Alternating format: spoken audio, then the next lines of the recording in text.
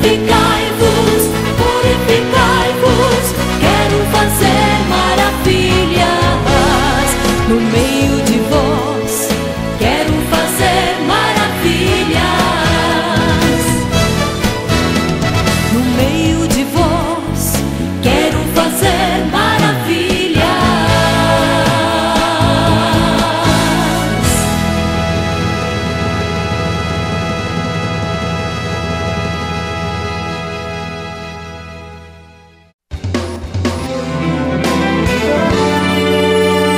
Livraria Ramo da Videira. A Ramo da Videira é a editora, livraria e distribuidora da Igreja Pentecostal Assembleia de Deus Ministério Restauração. Fundada oficialmente em 2 de junho de 2008, é responsável pela edição, publicação, comercialização e distribuição de livros e materiais evangélicos, além de camisetas, bíblias e outros periódicos e produtos que de alguma forma divulguem a fé cristã. Todo o material de ensino que a nossa igreja tem utilizado em suas centenas de congregações e também em outras instituições evangélicas é produzido exclusivamente pela editora Ramo da Videira. Está localizada dentro do complexo da sede internacional da Igreja Pentecostal Assembleia de Deus Ministério Restauração, que fica na Avenida Farrapos, número 312, no centro da cidade de Porto Alegre.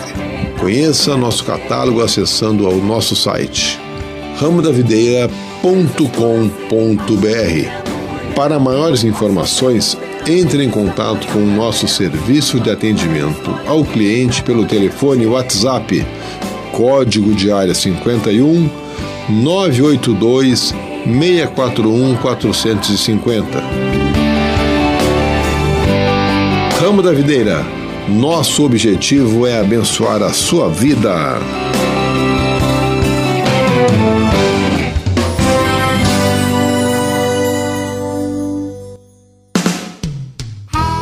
Queremos fazer um convite muito especial para você neste momento. Queremos convidá-lo a participar dos cultos na sede internacional da Igreja Pentecostal Assembleia de Deus Ministério Restauração. A nossa sede fica localizada na Avenida Farrapos, número 312, aqui no centro da cidade de Porto Alegre.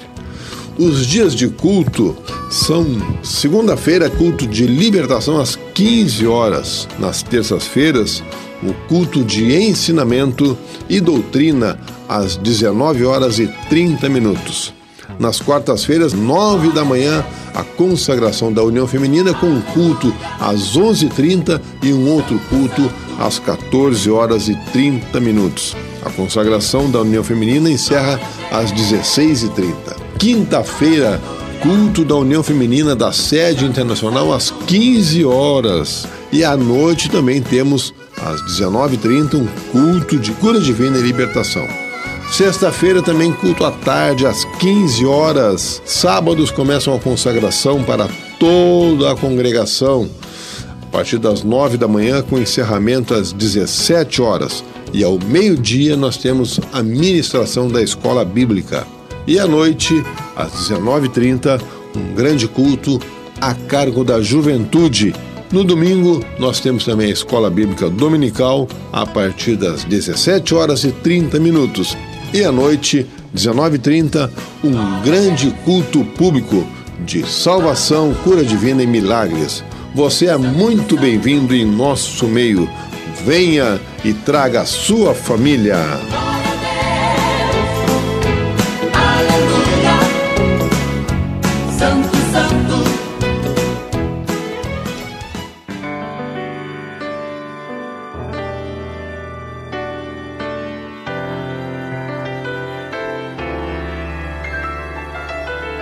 Eu estava em trevas sem esperança, preso à lepra do pecado e da ilusão. Gritei por socorro, clamei com fé, e Jesus me ouviu, me deu salvação. Levanta e vai, tua fé te salvou. O sangue de Cristo me justificou.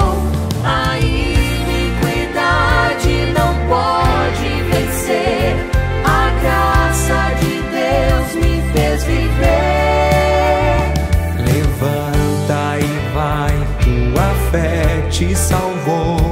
O sangue de Cristo me justificou. A iniquidade não pode vencer. A graça de Deus me fez viver.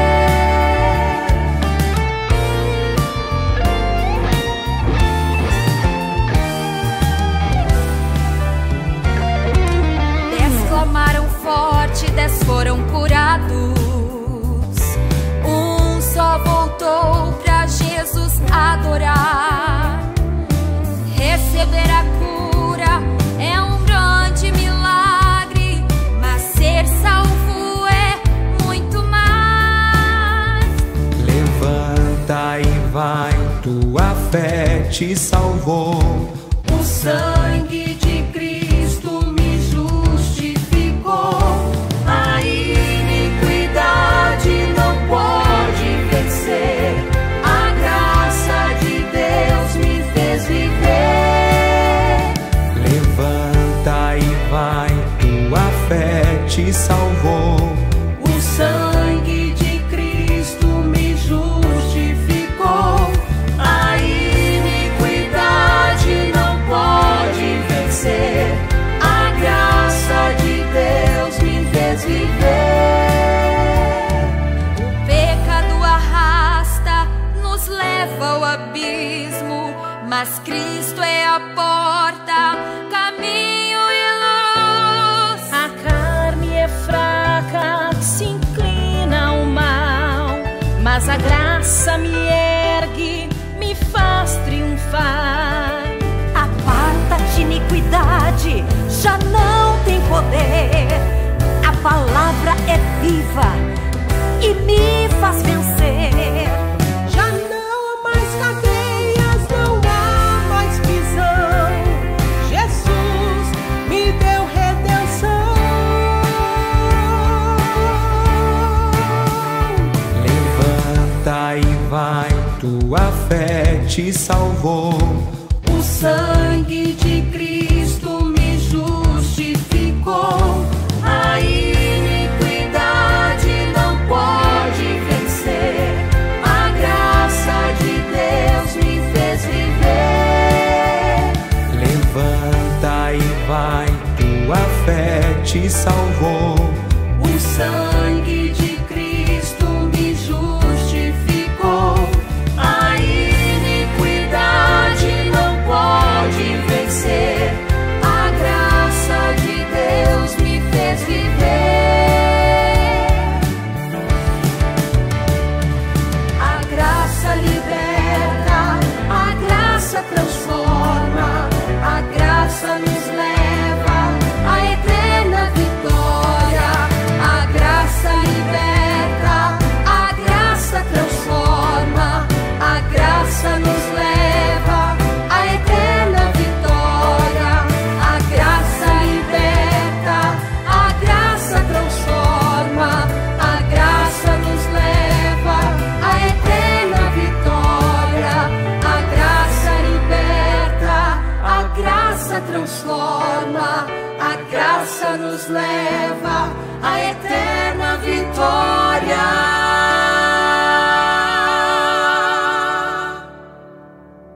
João capítulo 3, versículo 1 até o versículo 7. Havia entre os fariseus um homem chamado Nicodemos, um dos principais dos judeus. Este, de noite, foi ter com Jesus e lhe disse: Rabi, sabemos que és mestre vindo da parte de Deus, porque ninguém pode fazer estes sinais que tu fazes, se Deus não estiver com ele. A isto respondeu Jesus: em verdade te digo, se alguém não nascer de novo, não pode ver o reino de Deus. Perguntou-lhe Nicodemos: como pode um homem nascer sendo velho? Pode porventura voltar ao ventre materno e nascer segunda vez? Respondeu Jesus: em verdade te digo, quem não nascer da água e do Espírito não pode entrar no reino de Deus. O que é nascido da carne é carne. E o que é nascido do Espírito é Espírito. Não te admires de eu te dizer, importa-vos nascer de novo. Amém. Glória a Deus. Antes de eu começar a pregar, eu gostaria que você perguntasse para a pessoa que está do seu lado, religioso ou nascido de novo? Religioso ou nascido de novo? Que pergunta. Religioso ou nascido de novo? Aleluia. A palavra de Deus fala aqui a respeito de um homem muito religioso. Ele era um dos principais dos judeus. Este homem, além de ser um dos principais dos judeus, da sinagoga, quando fala um dos principais dos judeus, está falando a respeito da sinagoga. O que é sinagoga? Sinagoga é o lugar onde os judeus se reuniam para falar a respeito da palavra de Deus, todos os sábados pela manhã, e continua até os dias de hoje, se utilizando das sinagogas para ministrarem a palavra de Deus, para se reunirem, para tratarem de assuntos gerais da comunidade judaica. E este homem, além de ser um dos principais dos judeus, ele era ainda fariseu. Fariseu era uma seita dos judeus. Os judeus naquele tempo tinham basicamente 3 seitas mais fortes. Eram os fariseus, os saduceus e os essênios. Os saduceus eram os mais liberais, os mais incrédulos. Eles não acreditavam em anjo, não acreditavam em ressurreição dos mortos. Mas os fariseus não. Os fariseus acreditavam em anjo, acreditavam em ressurreição de mortos, acreditavam em dízimo. Olha, era gente boa mesmo. E os fariseus tinham muito cuidado com a obediência ao sábado. O sábado para eles era uma coisa muito séria. Tinham cuidados extremos. Tinham cuidados extremos na hora de ofertar, na hora de dizimar. Eles eram tão meticulosos na obediência que a Bíblia diz que eles davam dízimo até do tempero. Até do tempero. Quando eles iam fazer uma comida, iam lá, cortavam um pouquinho de coentro, cortavam lá um galinho de salsa. Eles cortavam um galinho de salsa, aí eles partiam aquele galinho de salsa em 10 pedaços, e um pedacinho eles levavam para o templo. Meticulosos, imagine só, dá o dízimo da salsa. Alguém já deu o dízimo da salsa aqui? Vocês estavam fritos para os fariseus. Alguém planta temperinho em casa? Tem um temperinho em casa assim ou não? Tem? Não tem temperinho. O senhor já deu o dízimo do temperinho que o senhor colhe? Não deu, né? É uma coisa assim tão pequena que a pessoa acaba não dando tempero, né? Dá salsinha. Alguém tem flores em casa? Quem tem flores em casa? Quem já deu o dízimo das flores? Nasceu 10 rosas, traz uma para a igreja, para enfeitar um vaso da igreja. Os fariseus faziam isso. Eles eram meticulosos. Meticulosos mesmo. E este homem era um fariseu. Este homem era um dos principais da sinagoga. E este homem foi falar com Jesus. E esse homem chegou falando com Jesus, palavras bonitas, disse: Rabi. O que é um rabi? Rabi é um mestre dentro de uma sinagoga. Ele disse: Rabi, sabemos que és mestre vindo da parte de Deus. Porque ninguém pode fazer estes sinais que tu fazes se Deus não estiver com ele. Aleluia. Glória a Deus. O Nicodemos esperava que Jesus ia dizer: muito obrigado pelo elogio. Eu também quero te elogiar, você é um bom crente, você é um camarada obediente, meticuloso, dizimista, ofertante. Você não faz nada, absolutamente nada no sábado, só vem adorar a Deus no templo, na sinagoga. Mas Jesus olha para o Nicodemos e Jesus vê naquele homem um homem bem intencionado, um homem querido, mas Jesus vê que ele não era salvo, que ele era só religioso, que ele levava a sério a religião. mas ele não era salvo. E Jesus disse para ele: em verdade te digo, que se alguém não nascer de novo, não pode ver o reino de Deus. Se alguém não nascer de novo, não pode ver o reino de Deus. Jesus não falou nada contra ele dar o dízimo do tempero. Se alguém dá o dízimo do tempero, glória a Deus. Se alguém se lembrar de dar o dízimo das flores da sua casa, maravilha. Mas Jesus nem condenou e nem o elogiou por isso. Jesus estava interessado mais do que no dízimo, na oferta, no cuidado que ele tinha com o sábado. Jesus queria que aquele homem fosse salvo. E Jesus então lhe disse: olha, para você entender o reino de Deus, para você ver, a palavra ver aqui no grego, significa ver no sentido de entender, de compreender, não é ver com os olhos físicos. Por exemplo, a gente diz assim: aquele homem é um homem de visão. Não está dizendo que ele tem visão porque não é cego. Está dizendo que ele é um homem que tem uma grande compreensão. Nesse sentido, a gente pode até dizer que um cego é um homem de visão.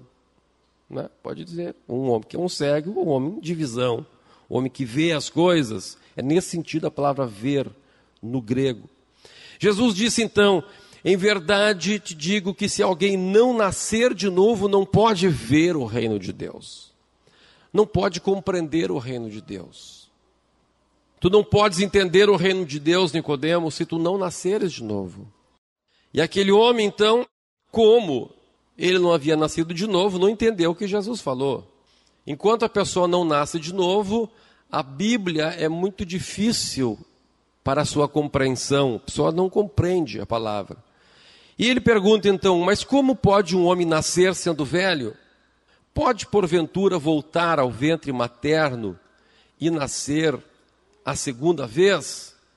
Aquele homem não conseguia compreender o que Jesus estava falando para ele, porque a própria palavra de Deus diz em 1 Coríntios, no capítulo 2, e o versículo 13, diz assim a palavra de Deus: disto também falamos, não em palavras ensinadas pela sabedoria humana, mas ensinadas pelo Espírito, conferindo coisas espirituais com espirituais. Ora, o homem natural não aceita as coisas do Espírito de Deus, porque lhes são loucura e não pode entendê-las, porque elas se discernem espiritualmente. Então, o Nicodemos, como era um homem natural, embora fosse religioso, embora fosse um principal da sinagoga, embora fosse fariseu, embora fosse na sinagoga todas as semanas, mas ele não conseguia entender, ele não conseguia ver o reino de Deus, as coisas de Deus lhe pareciam ainda loucura.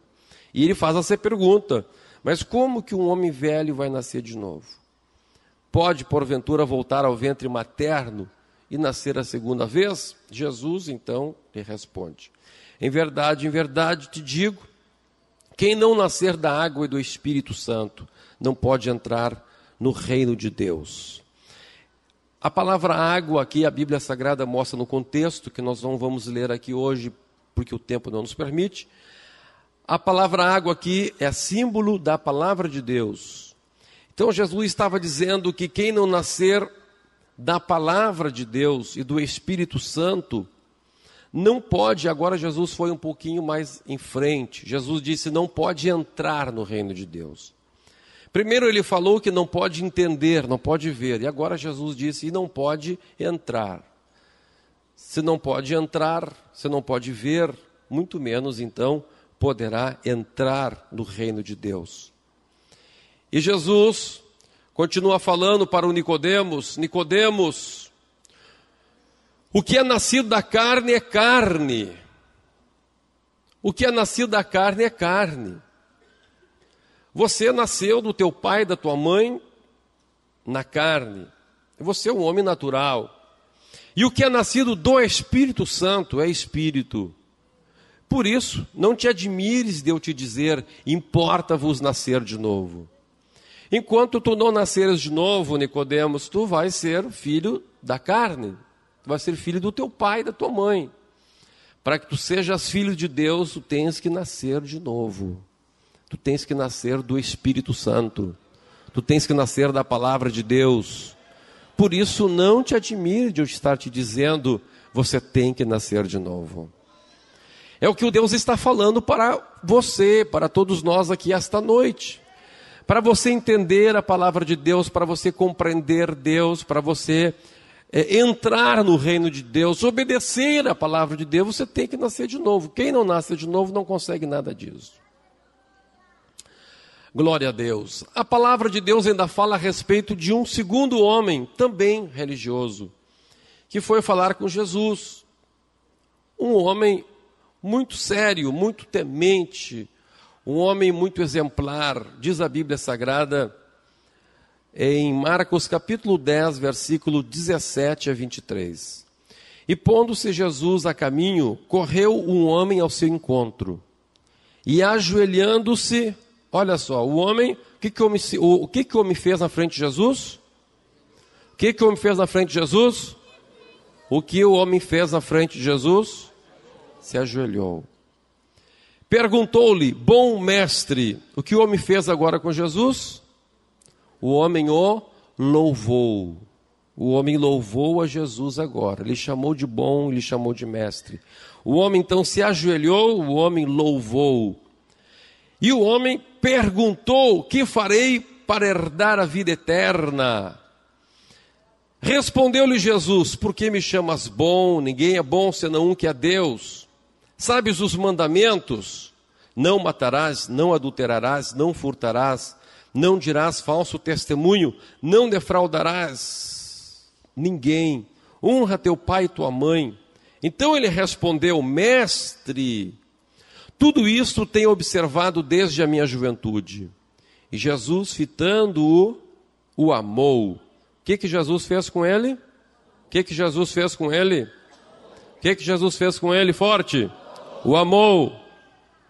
Jesus o amou. Aquele rapaz, aquele homem, desde a sua juventude era obediente. E Jesus o amou e disse, só uma coisa te falta. O que faltava para esse homem? O mesmo que faltava para Nicodemos. O que faltava para ele? Nascer de novo. E aí, meus irmãos, qual foi a prova do novo nascimento que Jesus fez para ele? Qual o caminho do novo nascimento que Jesus lhe apontou? Jesus disse, vai e vende tudo que tens, dá-o aos pobres, e terás um tesouro no céu. Então vem e segue. Ele porém, contrariado com esta palavra, retirou-se triste. Retirou-se triste. Retirou-se triste. A Bíblia fala que muitas pessoas, quando se chegavam a Jesus, saíam alegres.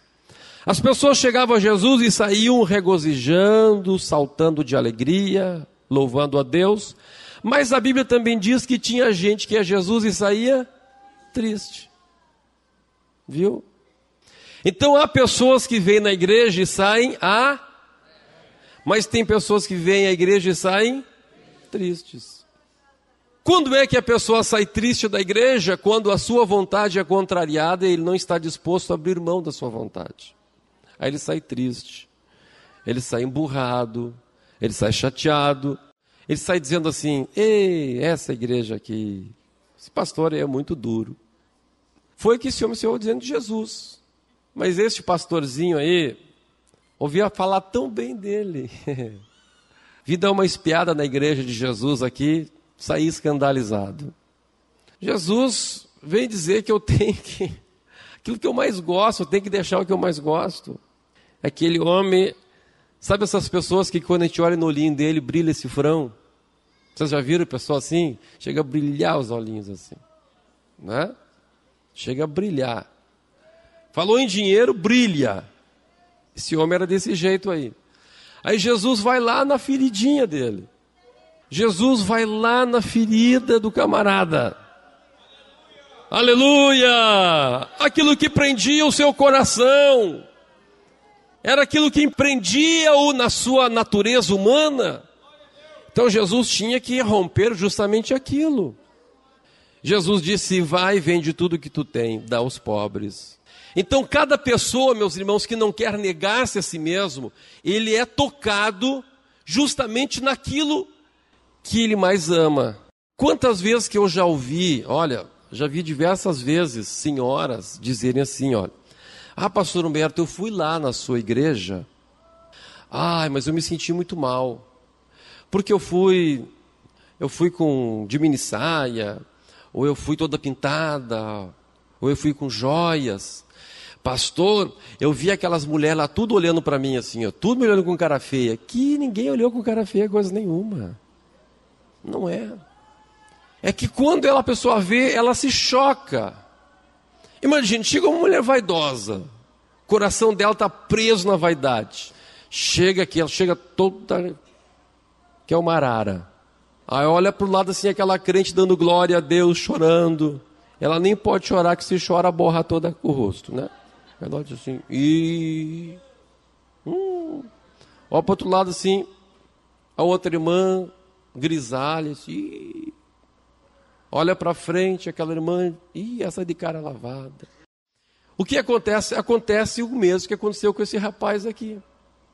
A pessoa sai da igreja como? Triste. Porque não está disposto, ou não está disposta a abrir mão daquilo que ela ama. Ela não está disposta a nascer de novo, para uma nova vida, um novo conceito, um novo propósito, o propósito de Deus. A pessoa chega presa nos parâmetros do mundo. Chega aquele rapaz sensual, né? Chega o rapaz sensualzão, eles acham o galãozão lá, né? Acostumado a chegar a qualquer lugar, abafa. Aí chega aqui com uns tênis lá, um Adidas, um Nike, camiseta. Aí olha os jovens daquela igreja, tudo de gravatinha, de terninho. Aí ele olha uma bonitinha da igreja assim, vou aplicar meu olhar número 37 para ela. Aí ele vai lá e aplica. E a mocinha diz assim, paz do Senhor, tudo bem? Olha, eu te convidar. Ele disse, vai me convidar para um motel. Convidar para a vigília aqui, passa aqui na vigília orando, quinta-feira. Noite inteira orando. Meu Deus. O camarada sai triste. Porque ele não quer negar-se a si mesmo. Mas se a pessoa vem para a igreja querendo Deus, ele sai alegre. Aí ele se converte. Sai alegre. Então a pessoa se apega... As pessoas se apegam naquilo que a sua natureza é mais forte. Vamos ver o que diz a Bíblia Sagrada? Vamos abrir lá em Tiago. Glórias ao nome de Jesus. Tiago 1, verso 13, diz assim: ninguém ao ser tentado diga, sou tentado por Deus, porque Deus não pode ser tentado pelo mal e Ele mesmo a ninguém tenta. Ao contrário, cada um é tentado pela sua própria cobiça, quando esta o atrai e o seduz. Então a cobiça, depois de haver concebido, dá à luz o pecado, e o pecado, uma vez consumado, gera a morte. Assim que funciona. Diz a Bíblia então que cada um é tentado pela sua própria cobiça, ou pela sua própria concupiscência, dependendo da versão bíblica. Eu já falei algumas vezes isso aqui, mas sempre é bom te renovar. Então a Bíblia diz que cada um tem a sua forte, cada um tem a sua própria cobiça. Cada um tem a sua própria. Esse rapaz lá da Bíblia tinha, qual é a cobiça dele? A cobiça dele era? Din-din, dinheiro. Agora o rapaz lá do Adidas, do Nike, qual era que a cobiça dele? Era sensualidade. A mocinha outra que eu falei, qual é a cobiça dela? Era vaidade. Então tem mulheres que são simples, outras já são um poço de vaidade. Tem homem que é humilde, tem outros que é um poço de soberba. E cada um então é diferente. Cada um tem um aspecto na sua vida que é ali que existe uma inclinação na sua carne. O diabo ele tenta ali. Muitas razões levam as pessoas a terem essas cobiças. Pode ser uma influência genética, pode ser uma influência do meio, pode ser um acontecimento que ocorreu na sua vida, coisas que lhe ensinaram. Enfim, o homem é fruto não somente da sua carga genética, como também fruto do seu meio. E isso gera nas pessoas cobiças diferentes. Mas o certo é que cada um tem a sua própria cobiça. Aquilo que tenta um não tenta o outro. Estamos compreendendo ou não? Sim. Então, quando a pessoa tem a sua cobiça contrariada e ele não quer negar a sua cobiça, ele fica triste. Mas quando ele aceita negar a sua cobiça e entra para o reino de Deus, ele fica alegre. Porque ele vê que a alegria de Deus é muito maior do que a alegria que lhe trazia a satisfação daquela cobiça. Oh, glórias ao nome de Jesus. Aleluia. Quantos podem levantar a sua mão e dar glória a Deus? Você se lembra qual era a sua cobiça? Aquilo que mais te prendia no mundo? Quem se lembra? Todo mundo se lembra, né? Uns era o álcool, outros era a competição, o espírito competitivo. O que mais me prendia no mundo era a questão competitiva. Vocês já contei algumas vezes aqui. Bem, então esse rapaz chegou e saiu triste. Saiu triste. Porque ele queria ser só um religioso e não queria ser um salvo pelo Senhor. Saiu triste, acabrunhado. Porque justamente Jesus tocou naquilo que ele mais tinha, aquilo que ele mais amava, que ele mais gostava. Aquela era a sua cobiça. Aquele era o seu problema. Ele era ganancioso. E agora, olha o que Jesus disse. Jesus disse assim: então Jesus, olhando ao redor, disse aos seus discípulos: quão dificilmente entrarão no reino de Deus os que têm? Forte igreja, os que têm? Quão dificilmente entrarão no reino de Deus os que têm riquezas. Que coisa! A riqueza daquele homem eram os seus bens. Outras pessoas têm outros tipos de riqueza. Há tantos tipos de riqueza. Qual é a tua riqueza?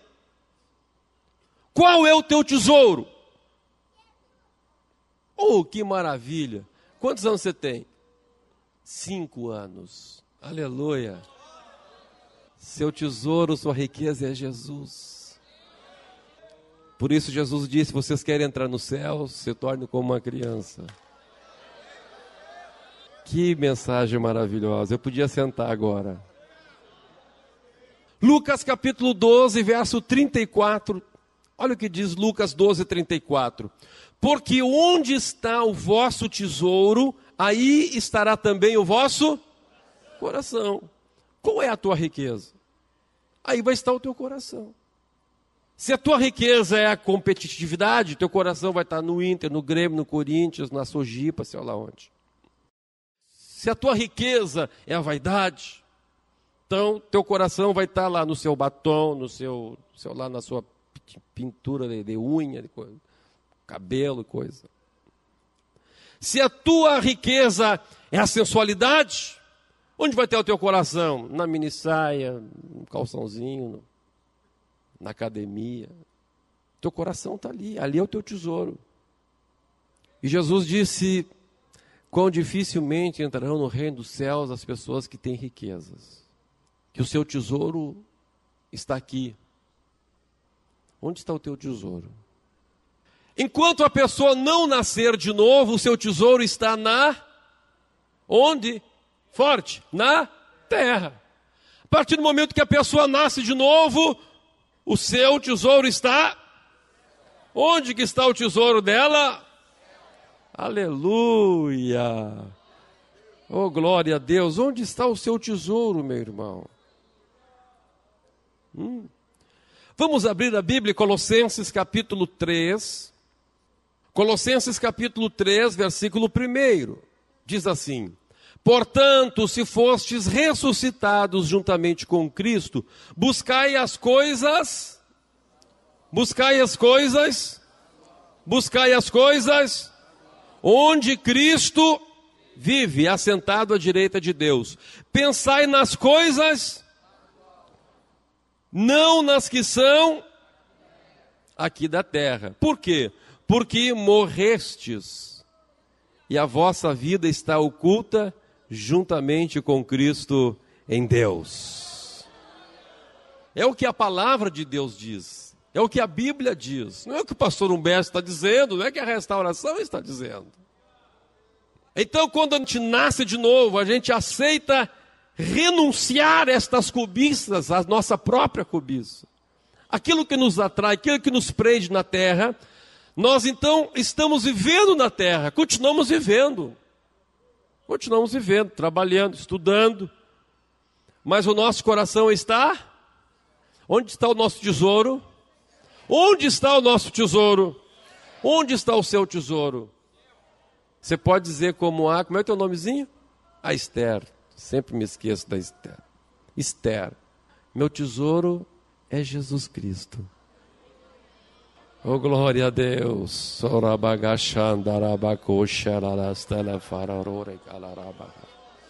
Abraça teu irmão assim, irmão. Põe a mão assim em cima dele. Se a tua esposa está do teu lado, põe assim. Pergunta para ele, irmão, onde é que está o teu coração? Onde é que está o teu tesouro? Onde está o teu tesouro? Onde? Onde está o teu tesouro? Onde está o teu tesouro? Onde está o teu tesouro? Onde está o teu tesouro? Levante as suas mãos aos céus, feche os seus olhos e fique só você e Deus agora. Esqueça que tem centenas e centenas de pessoas ao teu redor e fique só você com as mãozinhas levantadas, só você e Deus. Deixa Deus olhar o teu coração. Adore o Senhor Jesus. Diga, Jesus, sonda o meu coração. Aleluia, aleluia, aleluia, aleluia, aleluia, aleluia, aleluia, aleluia. Oh, aleluia, aleluia, aleluia, aleluia, aleluia, aleluia. Aleluia, aleluia, aleluia.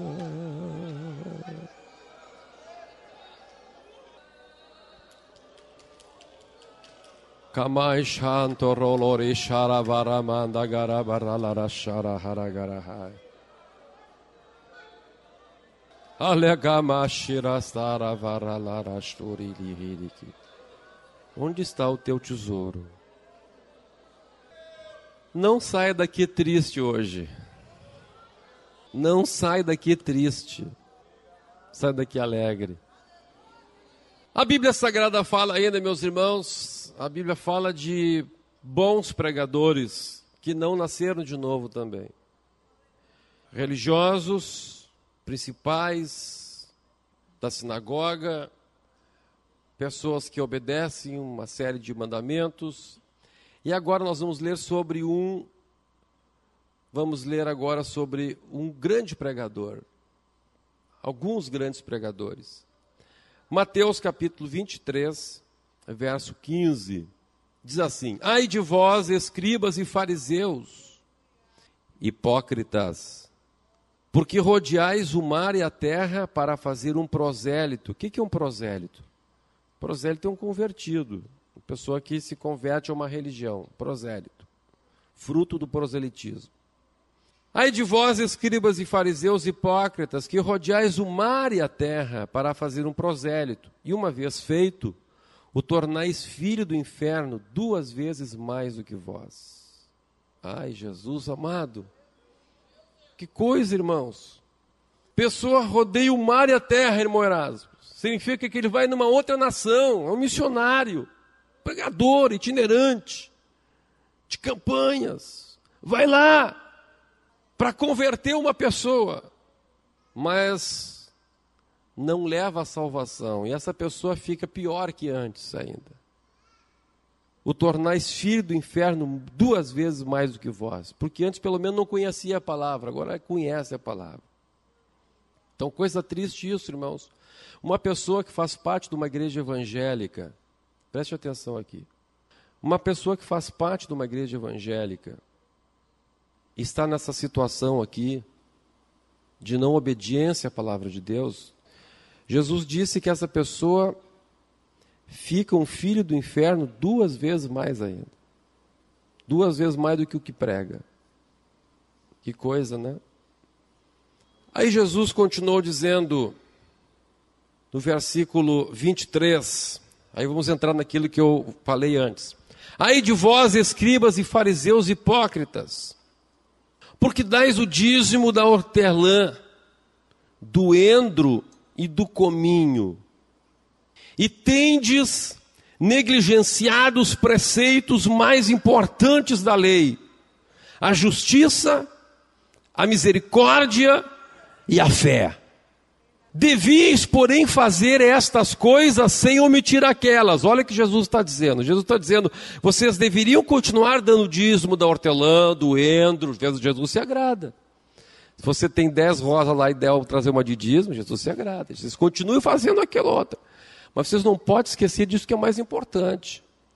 Agora veja uma coisa, irmãos. Vamos cavocar nessa palavra aqui. Vamos nos aprofundar. Certo? Eu pergunto para você. A pessoa dá o dízimo do cominho, de um pezinho de salsa, de um pezinho de temperinho verde. Isso demonstra que ele é meticuloso, certo? Sim ou não? Mas eu pergunto para vocês, é difícil dar o dízimo da salsa? É penoso ou não é? Hã? É penoso ou não é? Claro que não. O dízimo da salsa, uma salsa não vale nada. Alguém fica pegado numa salsa, sim ou não? Essa salsa aqui. Não. Então veja, irmãos, eles eram muito meticulosos naquilo que não lhes custava nada. Aquilo que era fácil de eles cumprirem, isso eles davam um valor tremendo. É fácil cumprir. Mas naquilo que mexia com a natureza deles, aquilo que tocava no que eles gostavam, isso aí não. Isso não. Por isso Jesus os chamou de hipócritas. Era uma religiosidade muito bonita, mas só naquilo que não custava. Naquilo que era fácil. Ser muito religioso só na questão do sábado é muito fácil, né? Quem é que não gosta de descansar? Na hora de descansar no sábado, eles eram bem crentes. Inclusive Isaías disse, vocês guardam tanto o sábado buscando o próprio interesse. Nem era para adorar a Deus, era para ficar tomando água fresca lá em casa. Aí eles eram bons na questão de guardar o sábado. Na questão do dízimo, do cominho. Coisa que era fácil. Coisa que não precisa renunciar a si mesmo. Coisa que não precisa matar o velho homem. Coisa que não precisa renunciar à sua própria cobiça. Oh, meus irmãos, e existe tanto fariseu nos nossos dias. Gente que é muito crente naquilo que é fácil. Gente que é muito crente naquilo que ele é bom, que ele consegue, que ele alcança. E gosta de criticar os outros. Adora criticar os outros, sabe por quê? Porque muitas vezes o outro tem uma cobiça que ele não tem. Aí quando ele vê o outro cair na sua cobiça, ele é tripudinho em cima do outro, mas a cobiça dele ele não enxerga. Aquilo que ele tem que negar com a concupiscência dele, aí ele não abre mão. Ainda usa expressões assim, eu sou crente, mas não sou cavalo do diabo. Pisou nos meus calos, pisou nos meus calos, eu viro brabo. Eu sou crente. Mas eu sou vaidosa. Isso eu sou assim, esse é meu jeito. Eu puxei pela avó Felisbina. A avó Felisbina era terrível. Mas naquilo que é fácil, nisso ele é crente. Então essa pessoa é apenas um religioso. Um religioso. Jesus disse: ai de vós, escribas, hipócritas, vocês fazem aquilo que é fácil, mas a justiça de Deus, isso vocês não seguem. O exercício da misericórdia, isso vocês não têm. A fé, isso vocês não têm. Oh, glória a Deus. Oh, glória a Deus. Oh, glória a Deus, oh, glória a Deus, oh, glória a Deus. Jesus então nos traz uma nova proposta, não a proposta de ser um religioso. Vamos ler Lucas 9, 23 a 24. Jesus então dizia assim a palavra. Jesus dizia a todos. Abre e acompanhe comigo a leitura. Jesus dizia a todos: se alguém quer vir após mim, a si mesmo,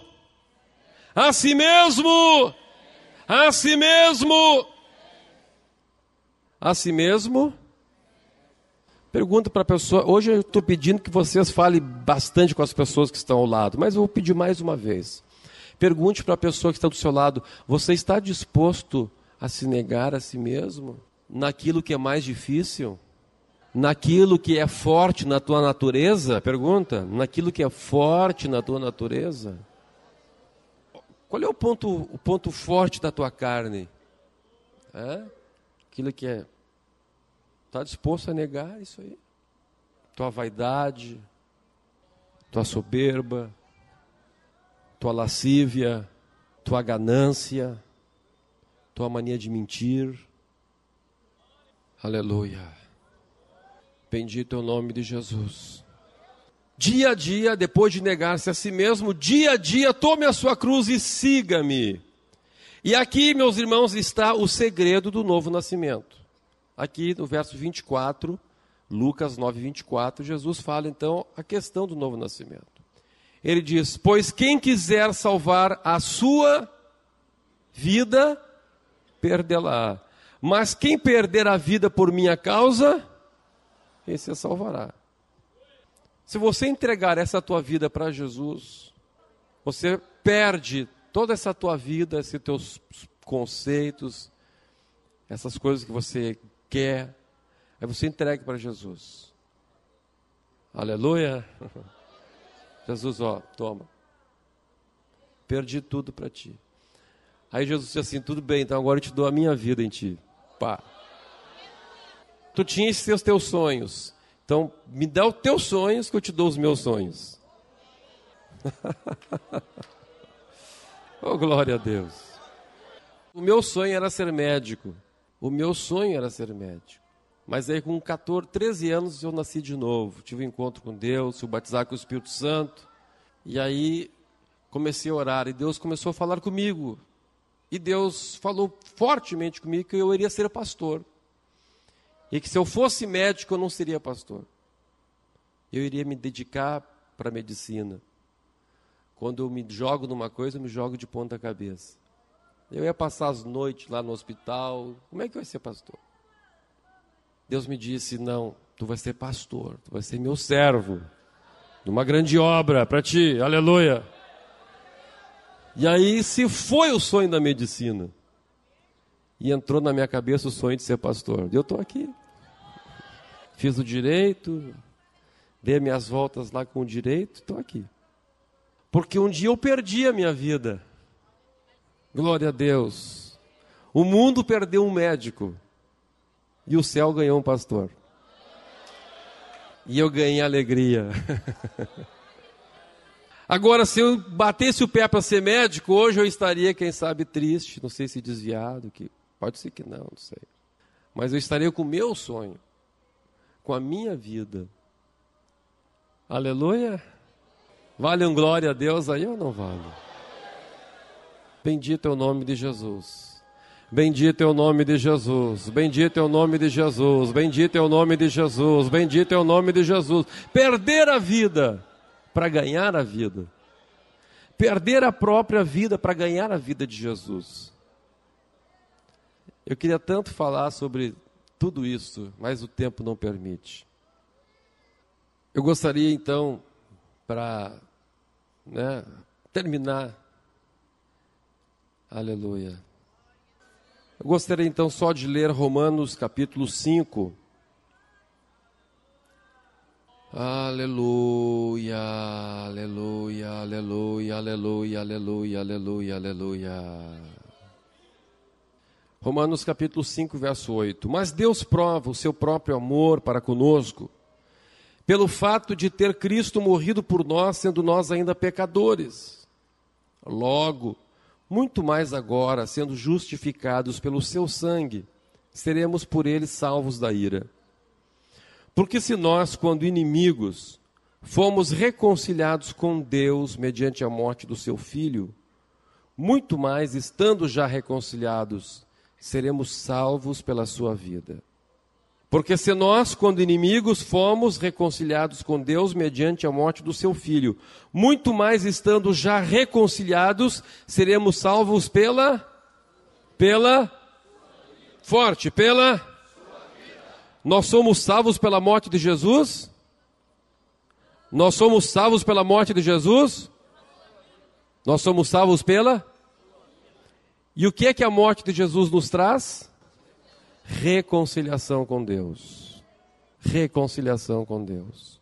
A Bíblia diz que o braço de Deus não está encolhido para que não possa atender, nem o seu ouvido agravado para que não possa nos ouvir. Mas os nossos pecados fazem separação entre nós e Deus. Então, o que aconteceu? Jesus veio e morreu na cruz. Quando Jesus morreu na cruz, ele pagou o preço que a justiça de Deus exigia pelos nossos pecados. E diz a Bíblia que Jesus levou sobre si aquela grande carga de pecado. Era muito pecado, era muito grande aquela montanha, mas Jesus levou sobre si. Jesus levou sobre si. E Jesus lançou todos os pecados no mar do esquecimento.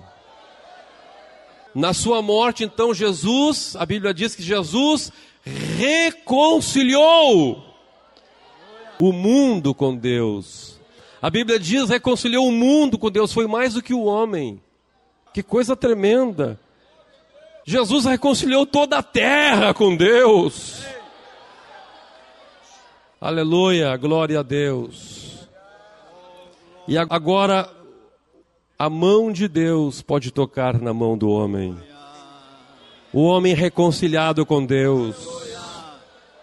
Oh, glórias ao nome de Jesus. Mas a Bíblia diz que Deus quer fazer mais. A Bíblia diz que nós somos reconciliados pela sua morte. Mas nós somos salvos pela sua vida. Aí Jesus pega e diz para o homem: homem, eu já te reconciliei com o Pai. Tu podes te chegar ao Pai, tu podes chegar a Deus. Tu pode ser curado, pode ser batizado com o Espírito Santo. Aleluia. Oh, glória a Deus. Mas eu quero te salvar também. Me dá a tua vida. Me dá a tua vida. Me dá a sua vida. Aleluia. E eu te dou a minha vida. Eu te dou a minha vida. A minha natureza está sobre a tua vida agora. A minha glória está sobre a tua vida agora. O meu espírito está sobre a tua vida agora. Aleluia, aleluia, aleluia. Tu já não és mais quem tu eras. A minha vida está em ti agora. Oh, glórias ao nome de Jesus. Isso é novo nascimento. Oh, glória a Deus. Aleluia. A vida de Jesus em nós. E aquela velha vida todos os dias quer se levantar. Mesmo a pessoa que já nasceu de novo, Aquela velha vida, diz a Bíblia Sagrada, ela quer voltar, ela quer se levantar. Por isso Jesus disse, você tem que negar-se a si mesmo. E depois, a cada dia, tome a sua cruz. E crucifica de novo aquela velha vida. Quando ela quer se levantar, crucifica de novo. Crucifica de novo, oh glória a Deus. Não deixe ela se levantar mais. Esse dia a dia, pegar a cruz, chama-se santificação. Escute uma coisa aqui. Preste atenção aqui. Há pessoas, irmãos, que se arrependem só dos seus pecados, ou de pecados, mas não conseguem se arrepender da sua velha natureza. E essas pessoas sofrem muito numa igreja de doutrina. Elas acabam se incomodando bastante. Por quê? Vou mostrar para vocês a diferença. Quando você se arrepende de alguns pecados, você só consegue deixar aqueles pecados dos quais você se arrependeu. Compreendeu? Se a pessoa se arrepende de pecados, somente de pecados, ele consegue deixar só os pecados dos quais ele se arrependeu. Os outros pecados que ele não se arrependeu, ele não consegue deixar. Então, aquilo que ele já conseguiu deixar, a palavra vem e ele, glória a Deus, esse mesmo, ei, maravilha, e dá uns gritos bem grandes. Mas quando vem aquilo que pega nele, aí ele fica triste. Porque ele não se jogou, ele não se arrependeu do jeito dele de ser. Ele não negou-se a si mesmo. Mas quando a gente realmente se arrependeu da gente mesmo, quando nós realmente nos negamos a nós mesmos, irmãos, nós nos jogamos aos pés do Senhor. Foi o que aconteceu com Paulo. O Paulo, irmãos, o antigo Saulo, teve encontro com Jesus, caiu no chão, era um homem terrível. Agora o antigo Saulo já era Paulo, já era um pregador, já era um apóstolo. Mas ele continuava com aquele mesmo pensamento. Ele continuava dizendo, Romanos capítulo 7, verso 14 em diante, ele continuava dizendo, eu sei que em mim não habita bem algum. Eu sei que na minha carne não habita bem nenhum. Oh, aleluia!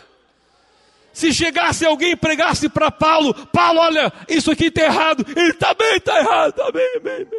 Eu sei que não habita bem em mim. É verdade, pastor. Eu estou aqui na frente. Paulo já vinha e se jogava na frente.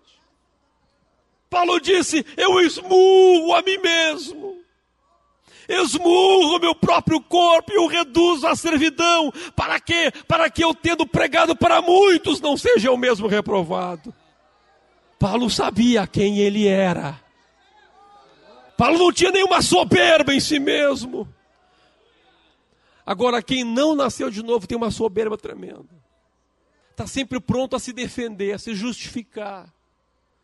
Mas quando a pessoa nasce de novo, quando a pessoa cada dia toma a sua cruz, aleluia, ele está sempre pronto a recuar no seu intento errado. Ele está sempre pronto a ouvir uma mensagem de doutrina, uma mensagem dura e dizer, eu estou errado. A lei é espiritual, Paulo disse, eu sei que a lei é espiritual, eu que sou carnal. Paulo gritou, desventurado homem que sou, quem me livrará do corpo desta morte? Que diferença do crente que nasceu de novo, do crente que realmente negou-se a si mesmo.